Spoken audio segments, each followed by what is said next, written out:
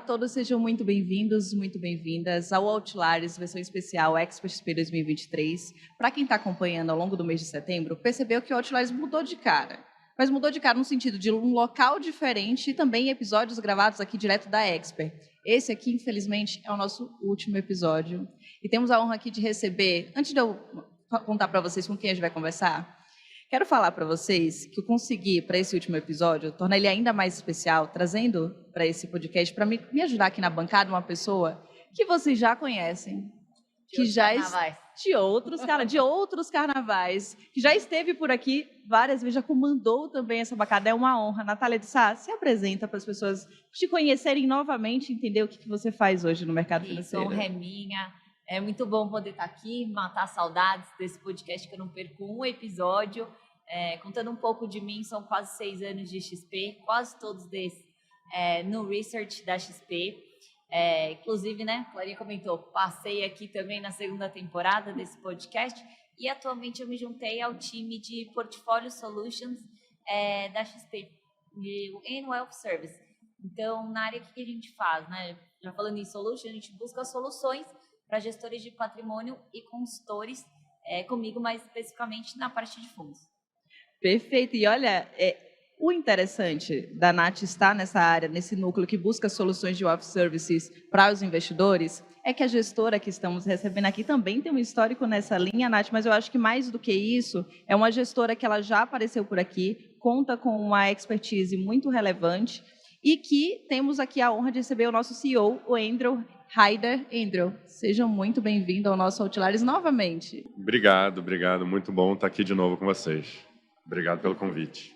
Andrew, você trouxe sua história aqui no nosso episódio 31. Para quem não acompanhou, a gente vai deixar o link aqui para vocês. Para quem não acompanhou o episódio, vai deixar o link aqui na descrição. E no episódio 31, você já contou um pouco da sua história, da história da gestora. Mas para quem está chegando agora no Outliers e para quem está conhecendo a WHG agora, aquele speech de elevador, conta para a gente um pouco quem é a WHG hoje e como você chegou até aqui. Legal, obrigado. Realmente, quando eu vim aqui no Outliers, era no comecinho da gestora, né? Agora, o nosso primeiro fundo está completando 2 anos e meio. Então, esse mercado foi muito turbulento nesse período, né? Então, muita coisa mudou, obviamente. Acho que a gente tem muita coisa para falar aqui hoje. Mas, então, a minha história, né? Eu sou americano e brasileiro, trabalhei 10 anos em Nova York, estudei em Harvard, economia, e trabalhei agora 11 anos aqui no Brasil, na Verde, na BW, e agora na WHG como CIO. E realmente a nossa asset ela é focada em mercados internacionais. Então a gente tem o nosso long bias de ações globais, é tipo um equity hedge fund global. E a gente tem um fundo também, uma família RF dinâmico e outras versões do RF dinâmico que é mais focado em moedas e juros globais também. Então esse é o foco. A gente também tem um time de real estate que é mais focado no Brasil. E eu acho que num período, né, muito difícil, a asset agora chegando em 3 bi de AUM acho que é um feito legal, a gente conseguiu performar nesses mercados muito difíceis. Esse é um pouco do histórico da casa, com um time muito que veio da Red Grifo, lá original, e da Verde, então que trabalha junto há muito tempo.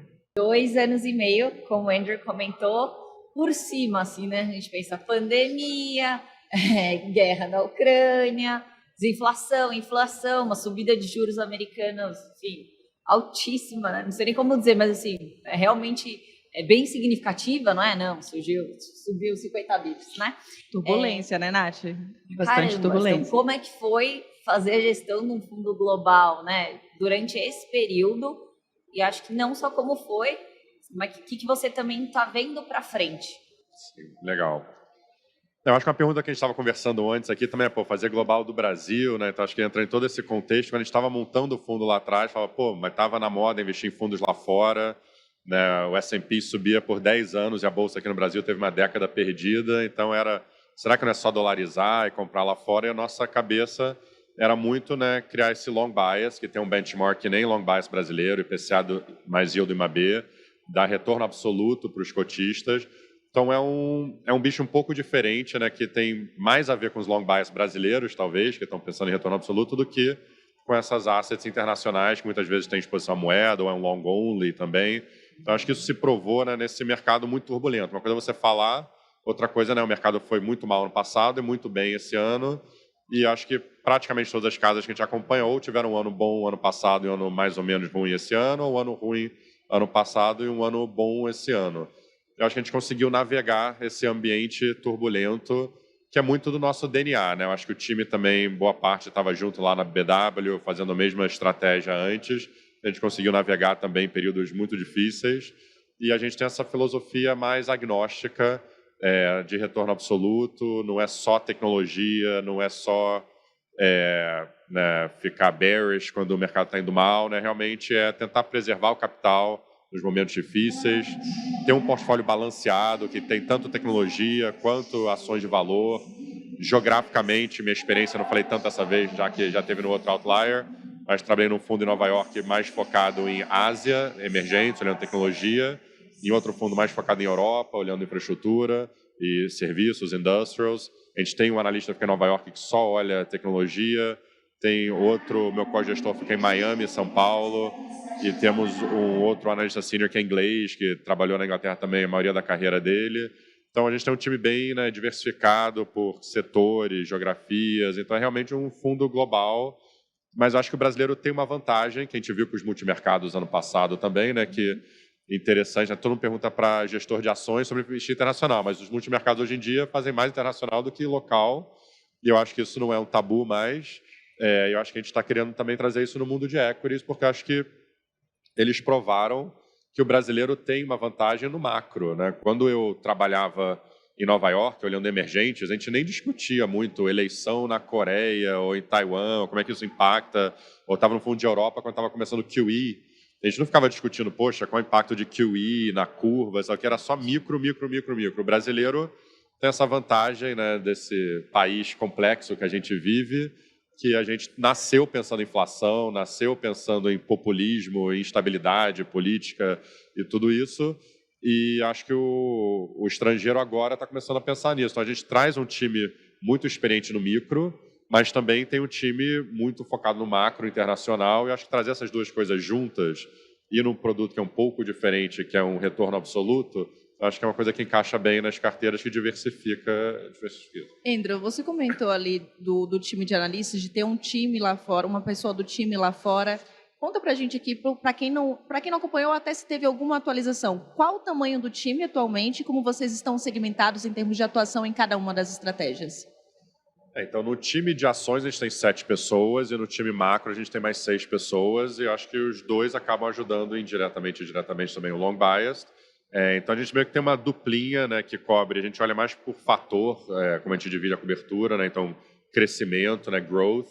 Tem a pessoa que fica em Nova York, que é o Guilherme Novello, junto com o Nicholas Bennett, que falou aqui na plenária, aqui na Expert também, com o diretor da NVIDIA do Brasil, sobre AI, com Stock Pickers, né, o pessoal do Stock Pickers, que ficou muito legal. Então, eles focam em tecnologia. E aí tem outro time, que é o Roland, do inglês que estava falando antes, junto com o Léo, que olham cíclicos, que inclui desde commodities, industrials a financials. E aí também tem o Gustavo Campanha, que é meu co-gestor, junto com o Bruno Klein, que olha a empresa de qualidade, que acaba sendo muito consumo e saúde, né? Então, assim que a gente acaba dividindo. E aí no time macro, a gente tem um time de 3 economistas. O Fernando Fenoli, que é o nosso economista-chefe, trabalha comigo também há 11 anos e meio, que nem o Gustavo Campanha, desde a época de Verde e BW, era o economista internacional da Verde, e o time, né, de economia acompanha muito de perto tudo que está acontecendo com os bancos centrais, China, né, tudo que impacta muito o mercado, e também tem um time de gestão que olha moedas e juros. Acho que a gente junta tudo isso para ter uma visão do mundo e como construir um portfólio e quais são as melhores oportunidades, tanto macro quanto micro, para construir esse portfólio. Legal. Se puder explorar, então, um pouquinho, né, dessa interação do time macro com o time de gestão, que cada gestora... Quem que toma a decisão, né, Nath? No final do dia, como Cada gestora, no final, faz isso de uma forma diferente, né? E eu não vou deixar você fugir da pergunta de cenário, Andrew, de contar pra gente a sua cabeça. Adoramos falar disso. Quanto tempo a gente tem? A gente faz uma live mensal, WHG Overview, a gente fala 1 hora sobre o cenário, eu e o Fenólio. A gente vai, né, no começo do mês, normalmente. E o que a gente está achando de cenário? Esse ano, eu acho que surpreendeu a todos, né? A gente fez num overview recente, um slide que a gente fez com, né, em AI, a gente montou lá no Midjourney uma imagem do Powell pulando de moto de uma montanha que é a cena famosa do Missão Impossível, para quem viu o filme, né, que o Tom Cruise pula da montanha para tentar entrar num trem que está andando. E realmente no começo do ano parecia uma missão impossível que tinham dado para o Powell, né? Ninguém acreditava no soft landing. Ninguém acreditava. Ou você vai ter que aumentar juros até a economia ir para um hard landing, para o desemprego aumentar, etc. Ou você vai ter que deixar a inflação, tipo anos 70, é meio perde-perde. Esse era o cenário de todo mundo. E, milagrosamente, o Powell está conseguindo entregar esse cenário meio que entre esses dois mundos, que é o soft landing. E eu acho que poucos estavam posicionados para isso, que é essa desinflação, né? Então, deixa eu só puxar aqui para a nossa audiência. O soft landing é aquele pouso suave. É um pouso, pensa que é um avião que está pousando, ele consegue pousar suave, a economia que estava muito forte, ele vai conseguir fazer um pouso suave. O hard landing é o avião bate, tem um acidente, ou no landing. A inflação, né, sem desacelerar a economia. Demais, exatamente. A economia vai desacelerando um pouquinho, né? O trabalho do Banco Central é você estar numa festa, está todo mundo muito animado, bebendo demais, ele tem que tirar o álcool antes da festa ficar animada demais. Mas ou vai dar briga ou, né, vai ter muito álcool. Então ele tem que fazer essa mudança suave, assim. E ele está conseguindo fazer isso. E eu acho que, olhando para trás, ficou muito claro que teve muitos choques no Covid, no pós-Covid, vocês mencionaram alguns, que foram extraordinários, que acontecem uma vez a cada 100 anos, né? Então a gente teve, obviamente, a pandemia, que teve dois lados, né? Primeiro foi a reação de estímulo, né? A gente estava fazendo QE e tudo isso há muito tempo, mas esse fiscal não se fazia há muito tempo, um fiscal tão forte que nem fizeram, e o fiscal é muito mais impactante para a economia do que só o Banco Central lado monetário. Então isso, né, ajudou muito a demanda, vamos pensar assim. Aí eu acho que também, ao mesmo tempo, a economia estava meio em lockdown, especialmente na China. Então não tinha navio, não conseguia comprar produto, semicondutor, tudo isso. Então não tinha oferta. Então o preço de tudo já começou a subir. Mas acho que além disso, a gente teve outro choque que foi esse mais que a gente acho que é mais qualitativo do comportamental, né? Todo mundo aqui conhece alguém que está comprando uma casa, reformando uma casa, viajando sem parar, né? Eu acho que o ser humano viu esse lado meio da morte, depois de ter 2 décadas, especialmente lá fora. Você teve o tech bubble, que implodiu, depois subprime, Lehman. Então, essa geração estava querendo economizar. De repente, teve a pandemia. Pô, para com isso, eu vou curtir a vida. Só se vive uma vez. Só se vive uma vez. Então, isso tem um impacto muito grande assim, na economia, que eu acho que os modelos não estão capturando. E aí, por último, veio a guerra, que é outro choque de oferta. Então, o jeito que a gente vê, teve 2 choques de demanda e 2 choques de oferta. E aí, no final do ano passado, as pessoas pensavam, pô, isso aqui é um novo equilíbrio, a inflação vai ser alta para sempre e tal. Mas, na verdade, você estava juntando 4 choques meio extraordinários juntos e, aos poucos, isso está tudo se desfazendo, né? Então, a gente vê um cenário... Houve um equilíbrio ali, então, desses 2 choques. Porque, normalmente, a demanda está muito forte e o Banco Central aumenta juros para trazer a demanda de volta e aí a economia tem que acelerar. O que a gente está vendo aqui, na verdade, é um choque de oferta. Então, está voltando a oferta ao mesmo tempo que o preço está caindo. Pode olhar, sei lá, o mercado de automóvel, né? Está tendo mais venda de automóvel, o emprego está muito forte, mas ao mesmo tempo o preço de carro cai. Então isso é muito diferente de todos os ciclos que a gente está acostumado.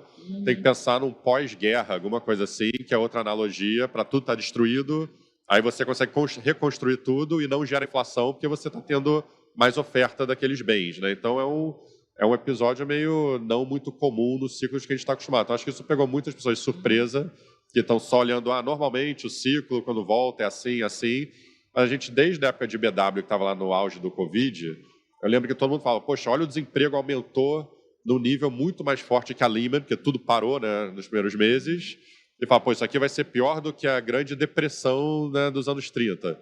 Fala, poxa, acho que isso é a analogia errada, né? Você tem que sempre pensar qual que é a analogia certa. Na verdade, é como se fosse um furacão, né, tudo para na cidade, assim, e depois tudo volta quando você reabre. Então, acho que é isso que foi o erro que muitas pessoas tiveram, mas, né, acho que agora a gente está nesse equilíbrio fino e tem muito risco para os dois lados, né? Eu acho que tem um risco no mês de agosto, né, teve muitos dados fortes no mercado de trabalho, o juros estava abrindo muito e as pessoas começaram a falar, será que é o no landing, né? Não, o avião não vai pousar, a economia vai ficar forte demais, o Powell vai ter que aumentar mais os juros.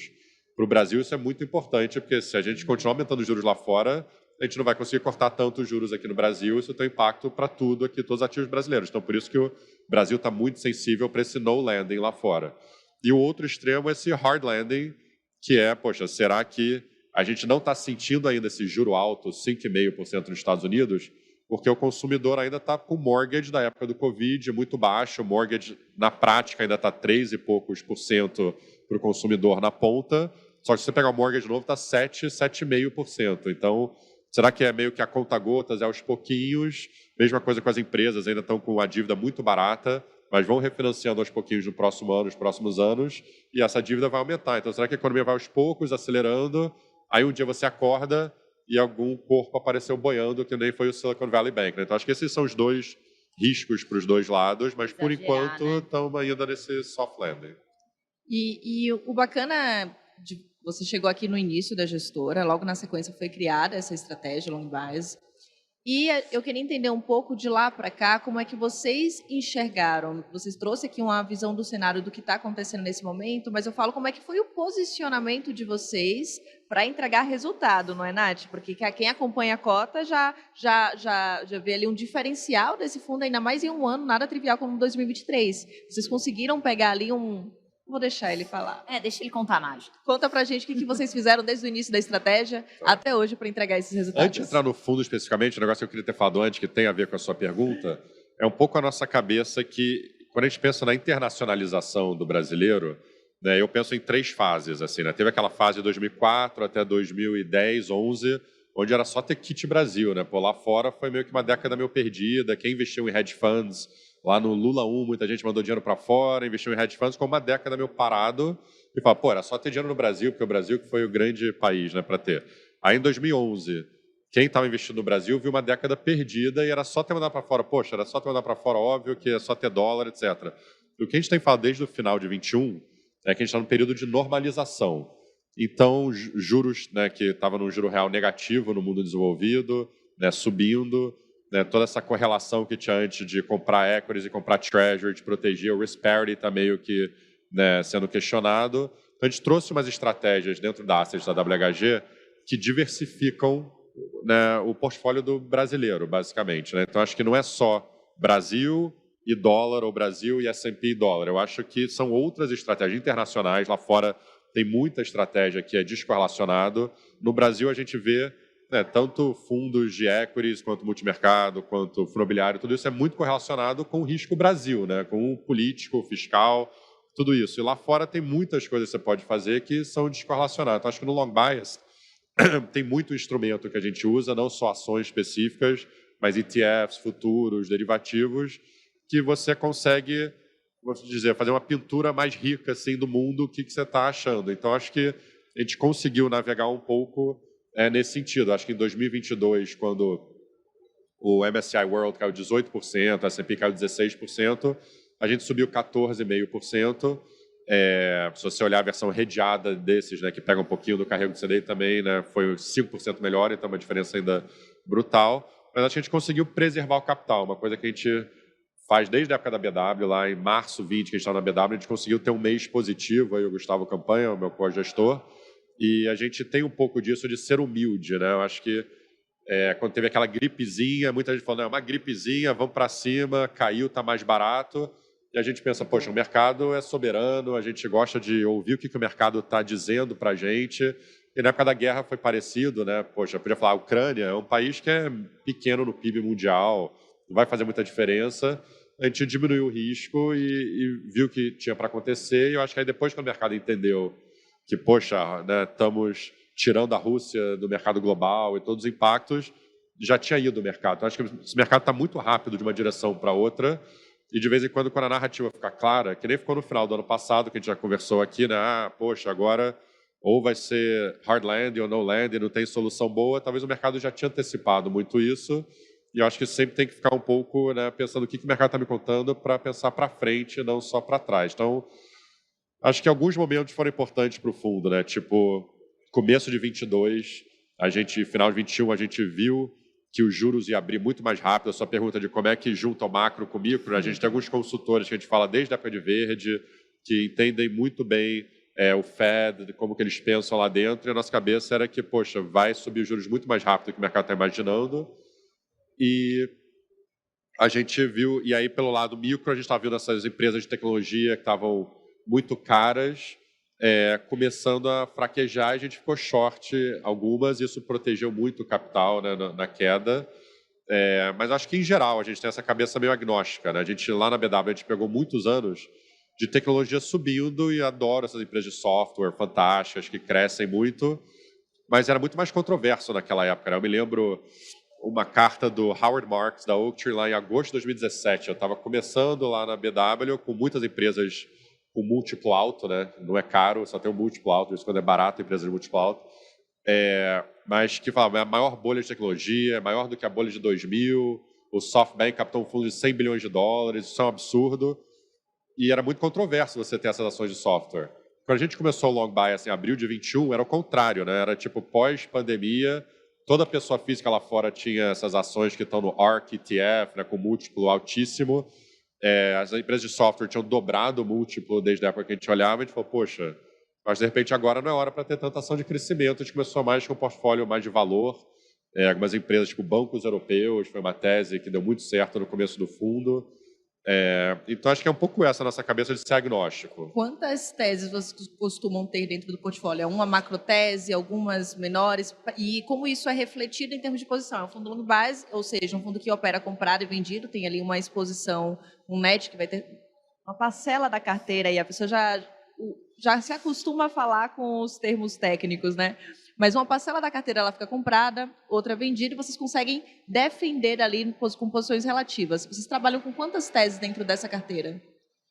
É difícil, né, criar uma regra fixa disso, mas a gente tem alguns temas no fundo que a gente olha, tipo crescimento, defensivos, qualidade, cíclicos, e aí por região também, Europa, emergentes. Aí sempre tem uma coisa macro, que é tipo, estamos comprados em S&P contra emergentes, alguma coisa assim. E hedges lá também, e Latam também. Então, são meio que essas são as caixinhas do fundo, mas dentro de cada caixinha, de vez em quando, vai ter mais do que um tema ou uma tese. Mas o jeito que a gente olha não é só temático ou macro. A gente, talvez deveria ter falado isso antes, a gente gosta de juntar essas lentes diferentes. A gente diz que tem 4 lentes no fundo, né? Acho que tem muito gestor que só olha o micro muito detalhe, vai ser o cara que mais entende das posições, mas de repente você está meio cego no macro. Tem outros gestores que olham macro muito detalhe, sabem tudo macro, mas de repente você acerta e não leva porque você não está olhando micro. A gente gosta de olhar essas lentes, a gente tem 4 lentes, né? Então tem o micro, que são os analistas lá tendo, né, reuniões com o analista lá fora, com as empresas, participando das conferências, acho que a gente tem um acesso muito bom internacional. Depois a gente fala do conteúdo um pouco, mas acho que a gente, né, tem um histórico do time muito próximo, todos os bancos lá fora, então tem um acesso micro muito bom. O lado macro, o Fenólio era quem tocava todas as consultorias internacionais lá na Verde, na BW, então a gente tem um acesso macro também muito bom, eu acho, o time operando juros, moedas, então a gente está muito por dentro, o que está precificado de aumento de juros do Fed, o que está acontecendo na China de atividade, tudo isso. E aí tem um lado temático, que no Covid era muito importante, a gente pegou esses temas, né, de ações que eram vencedoras do Covid, perdedoras do Covid. Aí os primeiros comecinho do long bias, acho que isso perdeu um pouco importância, mas esse ano voltou com tudo, né? Inteligência artificial, a gente pegou muito bem esse tema. Então acho que isso é meio que tem uma arte também, não é uma ciência, né? O que você bota mais peso em cada hora, mas eu acho que tem que encaixar com a sua cabeça. E aí, por último, é o tático, que é um pouco que eu falei esse lado de mercado. O Gustavo Campanha foi o trader, chefe lá da Verde, ficou 12 anos na Verde, sentado lá do Luiz, tradando lá. Eu também gosto de tradar desde adolescente, etc. Ações lá fora. Então a gente gosta desse lado meio de trading também. Então a gente meio que junta essas 4 coisas e fala, pô, isso aqui alinhou, é onde deveria ter mais exposição ou menos exposição, assim que a gente monta a carteira na prática. Legal. Pensando aqui, né, nos long bias mais clássicos brasileiros, né, uma pergunta que a gente faz como analista de fundo, né, é como é que está o net líquido, né? Então é a posição comprada menos a posição vendida, para entender o quanto que esse gestor está otimista no mercado ou não. Considerando essas 4 lentes de vocês, essa pergunta também faz sentido? Claro, é uma das decisões mais importantes do fundo, né? Como é que a gente constrói o fundo no médio prazo? A gente pensa, tipo um equity hedge fund lá fora, que a gente pensa que 60% é uma exposição líquida normal, então mais ou menos, né, só que tem umas regrinhas, 120 comprado, 60 short, a diferença dá 60 ou a soma, que é a exposição bruta, dá 180. Então é mais ou menos assim ao longo prazo que a gente deveria rodar. A gente tem rodado desde o começo do fundo um pouquinho abaixo, com 54% comprado líquido, dado que nesse tempo foi um pouco mais complexo. E agora a gente está meio próximo do neutro, próximo de 60%, um pouco, depende um pouco do momento aí, né? Teve alguns momentos que a gente ficou mais preocupados quando o juros estava abrindo sem parar, a gente reduziu, e aí quando a gente achou agora já precificou, os dados devem começar a dar uma acalmada, que estavam muito fortes, então a gente aumentou um pouco a exposição. E é o que a gente aumenta essa exposição líquida, né? Você quer aumentar a tecnologia, que já foi muito, acho que o mercado está muito bifurcado, né? Lá nos Estados Unidos a gente vê as 7 grandes de tecnologia e grandes em geral hoje em dia, tradando a 26 vezes PI 2024 e andaram muito esse ano, enquanto as outras 493 empresas do S&P 500 tradando a 16 vezes PI 2024, que não é um valuation muito alto. Então, é um pouco dessa decisão, que é estar mais em tecnologia, mais no resto, e a gente acaba tendo um portfólio um pouco mais balanceado, e fora dos Estados Unidos também quer ter Europa, Ásia, Latam. A gente tem falado muito desse tema de desinflação esse ano. Acho que vocês perguntaram antes, eu queria ter falado também, que o cenário macro desse ano a gente pegou muito bem, né, com essa desinflação. Muito comprado em tecnologia no começo do ano, e depois a gente voltou lá em abril, maio, pegou bem inteligência artificial de novo. Mas também Latam foi outro tema que a gente acha meio que quase, parece que é nada a ver, mas na verdade são os dois temas que se beneficiam desse soft landing. Se realmente o Fed está perto, acabou o ciclo e vai cortar juros próximo ano, a América Latina, que tem o juro, né, mais alto do mundo, que aumentou os juros antes de todo mundo, também vai ter essa desinflação que é meio global e aí vai ter mais espaço para cortar juros. Então acaba sendo uma coisa que balanceia o portfólio, né, porque os fatores são totalmente diferentes, uma coisa mais de valor, uma outra coisa mais de crescimento, mas pega esse tema de desinflação, que foi um pouco o tema, eu acho, do ano, por enquanto. Trouxe aqui o resultado de tudo isso que ele trouxe, o resultado do fundo, desde o início, aqui na plataforma, até o dia 31/8, é de 54,79% de rentabilidade contra um CDI de 26,94%. E quando você pega só no ano a rentabilidade, é uma rentabilidade de 26,54% contra um CDI de 8,87%. E aí leva em consideração que o CDI não é a melhor métrica, mas você coloca para a Bolsa Brasileira, você coloca para mercados globais, o fundo ele se destaca perante as diversas classes de ativos. E aí, muito em linha com esse posicionamento que você trouxe de fazer essas posições no relativo, de olhar para uma temática e capturar essas oportunidades. E a dúvida que fica, Nath, é como vocês conseguem, com o time de vocês, cobrir uma temática tão ampla, porque tudo que você trouxe aqui passa muito por essa visão de olhar o que está acontecendo no mundo, olhar para as empresas como isso vai impactar e montar essas posições, porque vocês fazem. E aí isso até é uma pergunta, né? Vocês fazem isso por ações ou diretamente no índice, nessas posições compradas e vendidas? Os dois. A gente não tem orgulho assim de falar, vamos comprar bancos europeus é o tema que a gente gosta, vamos escolher o melhor banco, até como, né, pensando no risco do fundo, de vez em quando você pode acertar, mas aí teve algum evento que você não imaginava naquele banco que sofreu. Então, de vez em quando é uma coisa muito micro. Então, dá um exemplo, esse ano a gente pegou uma ação chamada Elf Beauty. Não sei, né? Acho que para as mulheres mais jovens nos Estados Unidos é um negócio que está bombando. Não sei se é um tema que já chegou no Brasil, que vocês conhecem, mas, né, que tem um preço muito mais barato do que uma L'Oréal, uma coisa dessa, e a qualidade é muito melhor. Está dobrando o crescimento todo ano. Então, é uma tese totalmente micro, descorrelacionada com tudo, que a gente pegou muito bem, que a nossa analista que olha consumo, né, acompanhou e pegou muito bem. Também outras que a gente pode pensar aqui, tipo Chipotle nos Estados Unidos, né, que também a gente vê uma história estrutural aí de crescimento. Então, tem algumas coisas que é totalmente micro, tem umas coisas que é meio que entre o micro e o macro, que é uma coisa mais temática, que eu não mencionei, outro tema de obesidade, por exemplo, que no Brasil, né, é muito grande, Ozempic aqui no Brasil, Mounjaro é outra que está saindo nos Estados Unidos, que a gente acha que vai ser até melhor, que é da Eli Lilly, Ozempic é da Novo Nordisk. A gente pegou muito bem nessas ações, especialmente Eli Lilly, esse ano. Então, também são temas meio descorrelacionados, mas também tem coisa que acaba sendo mais macro. Acho que quando a gente está aqui na conversa, acaba falando mais do macro para tentar resumir em pouco tempo qual que é a nossa cabeça de mundo, como é que a gente monta o portfólio, mas acaba tendo muita coisa micro lá no portfólio também. E aí tem outras coisas, tipo, a gente ficou short essas ações defensivas. Muita gente gasta muito tempo falando que o juro subindo vai ser ruim para a tecnologia. Eu acho que o ser humano tem essa coisa de querer falar mal de quem está indo bem, né, que é as empresas de tecnologia. Mas com as ações defensivas, onde é que todo mundo estava se escondendo no final do ano, achando que ia ter um hard landing, que a gente já falou aqui, essas empresas que para mim não faz sentido, uma Coca-Cola, Pepsi, Procter Gamble, né, várias assim de staples que se chama lá fora, essas empresas estão dando a 25 vezes PI, só que tem um dividend yield de 2,5%, 2 a 3%. Quando o juro era zero nos Estados Unidos, se você é um grande alocador, você bota no lugar de um fundo de pensão japonês que tem que ter alguma coisa em moeda forte que te dá um yield. Pô, a Treasury não te dava yield nenhum, você ficava, pô, isso aqui tem um risco de eu perder dinheiro nisso, que acabou se concretizando. Se tiver uma recessão, essas empresas de staples vão me defender também, porque não vai cair tanto. Então, você comprava isso e meio que ignorava que o múltiplo era 25 vezes PI.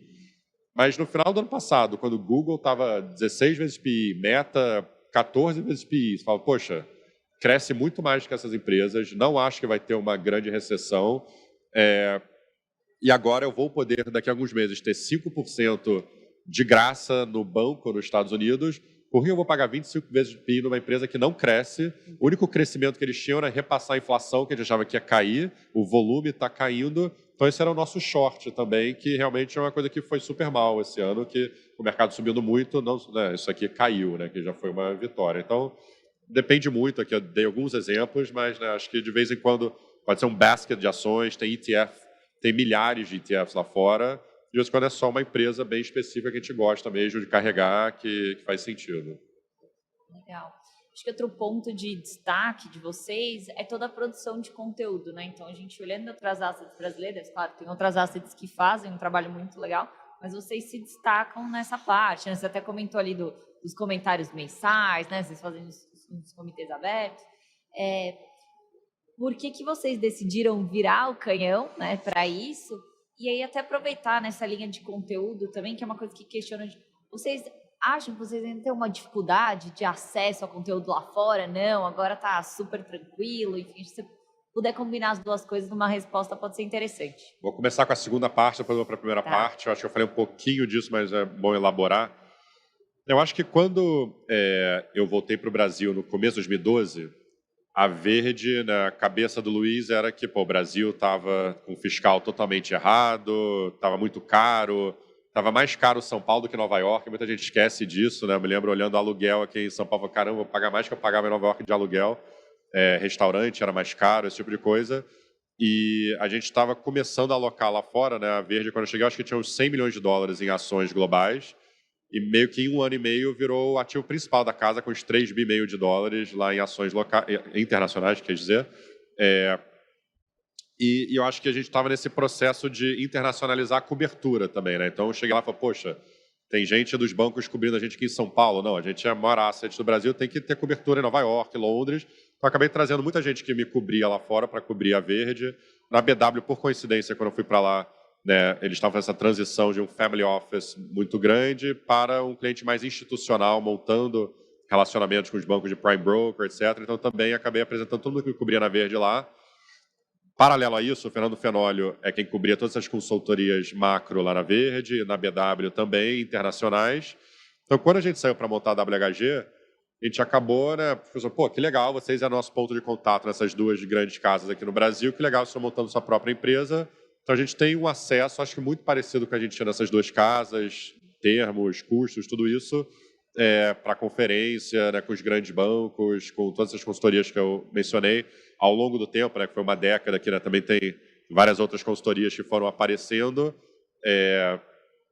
Então, acho que o nosso acesso assim, é muito bom. Assim, nosso segundo item de custo lá na casa é consultoria, assim, que a gente gasta muito, desde consultoria micro de dados alternativos que estão falando como que está indo, né, crescimento de cloud, né, dos competidores, e-commerce na China, tudo isso, para outros que são, né, tipo, caras totalmente macro, né, os conhecidos, obviamente, mas também outros mais nichados, ou para pessoas, caras de informação que te mandam, né, coisa de informação todo dia. Então, tipo, sei lá, tem muitos consultores.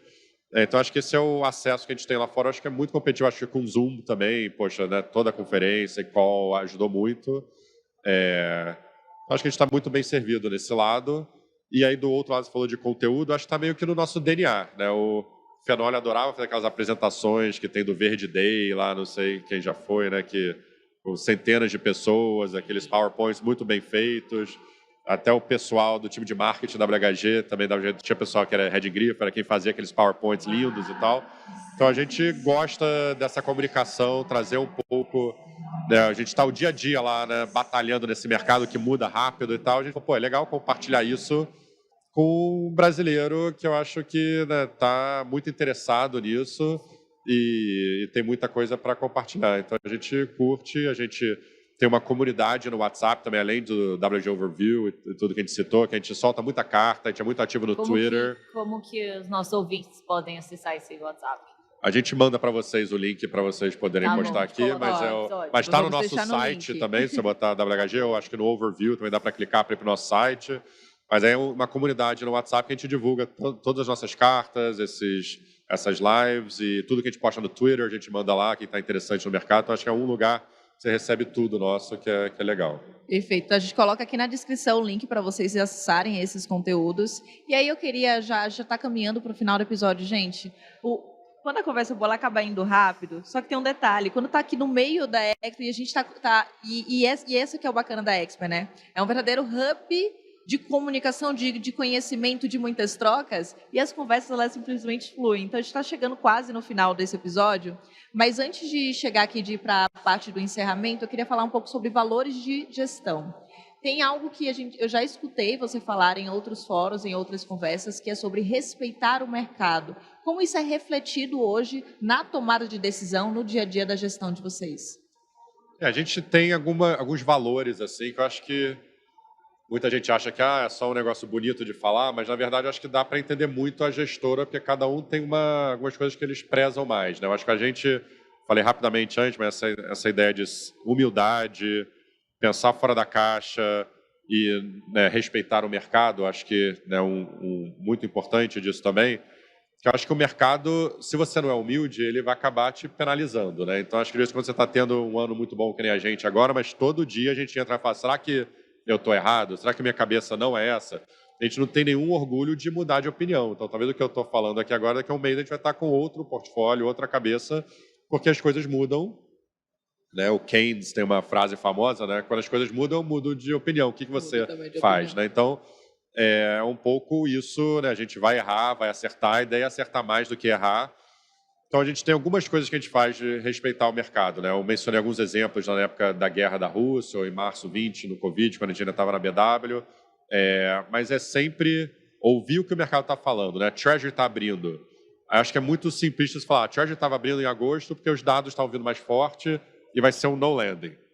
Eu não acredito muito nessa tese de no landing. Tudo que eu estou vendo a economia desacelerando. Então, para mim, essa narrativa não faz tanto sentido. Mas aí você olhar, será que é o fiscal? Aí, conversando com o pessoal macro e tal, a gente também não achava que era o fiscal, por causa do jeito que a curva estava se comportando. Então, talvez era mais...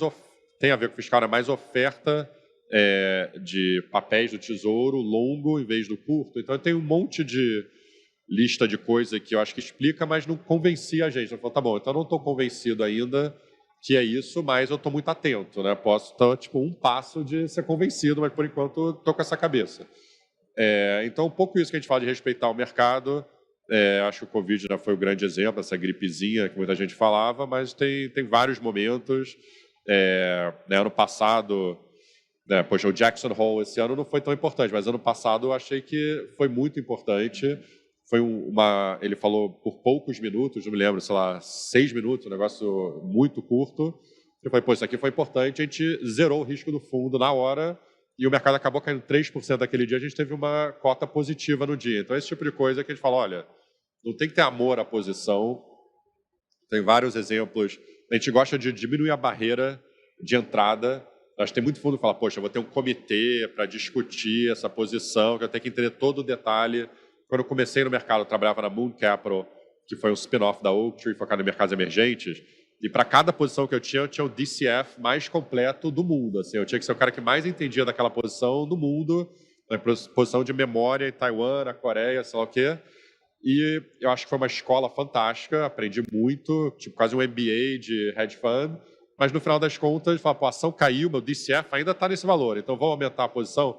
Então, acho que na vida real não funciona tanto assim, né? As coisas estão mudando muito rápido e a gente tenta, na verdade, fazer o contrário. Vamos baixar a barreira de entrada? Então, pô, essa ideia parece legal?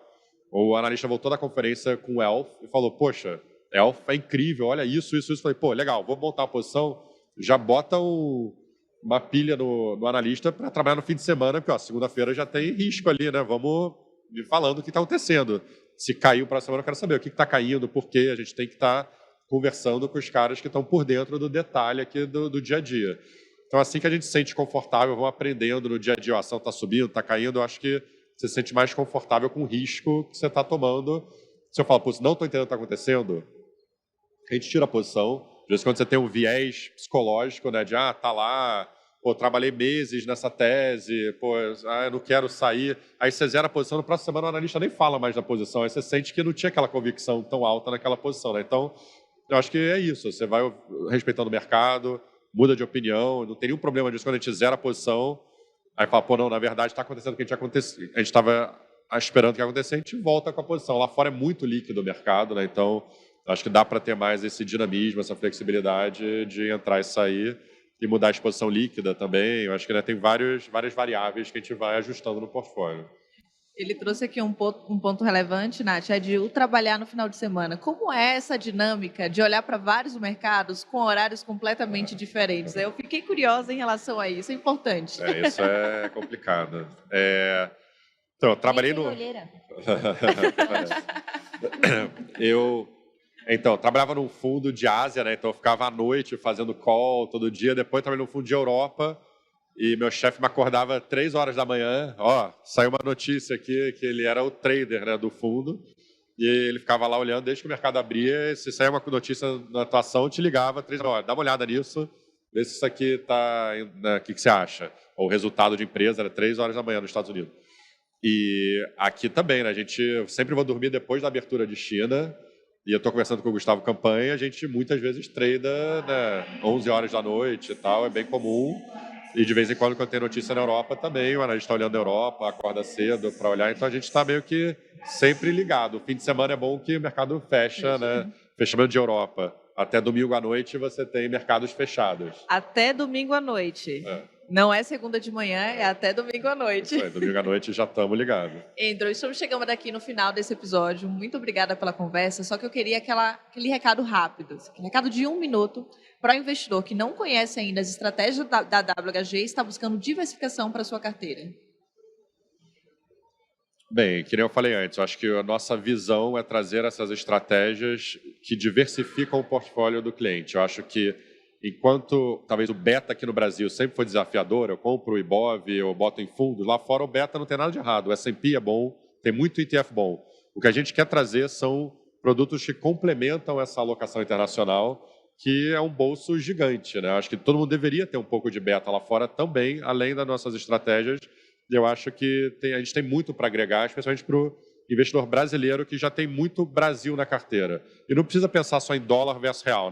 Na parte que você tem em reais, você realmente quer ter tudo aquilo que você tem em reais em ativos brasileiros, eu acho que dá para ter ativos internacionais, mas que você faz o hedge para o real, que a gente faz, que você pega o CDI também. Então, a gente tem uma vantagem versus outros long bias brasileiros. Você não tem que tirar o dinheiro do CDI para comprar uma ação brasileira. Você pode deixar seu dinheiro pegando a maioria do CDI e ainda comprar ações incríveis lá fora também, nos Estados Unidos. Perfeito, excelente. Muito obrigada, Natália de Sá. Muito obrigada, Andrew. Prazer estar aqui. Eu queria deixar um recado para quem acompanha aqui o Outliers. Esse aqui é o último episódio dessa série especial gravada durante a Expert. E o podcast ele foi criado para te aproximar dos maiores investidores do mundo. E quando eu falo os maiores investidores do mundo, são os gestores de recursos. Tivemos aqui nesse episódio uma verdadeira aula de gestão que mostra que ter uma gestão ativa em diversos mercados não é algo trivial. Acredito de verdade que investir através de fundos de investimentos, através dessa gestão ativa, permite ao investidor uma democratização e acesso. Então, espero vocês, a partir do mês de outubro, a gente volta aqui com a programação normal no nosso Outliers. Espero vocês, então, nos próximos episódios. E não deixe também de se inscrever aqui no canal da XP e deixar seus comentários, porque estamos sempre acompanhando para trazer boas novidades para vocês. Até a próxima.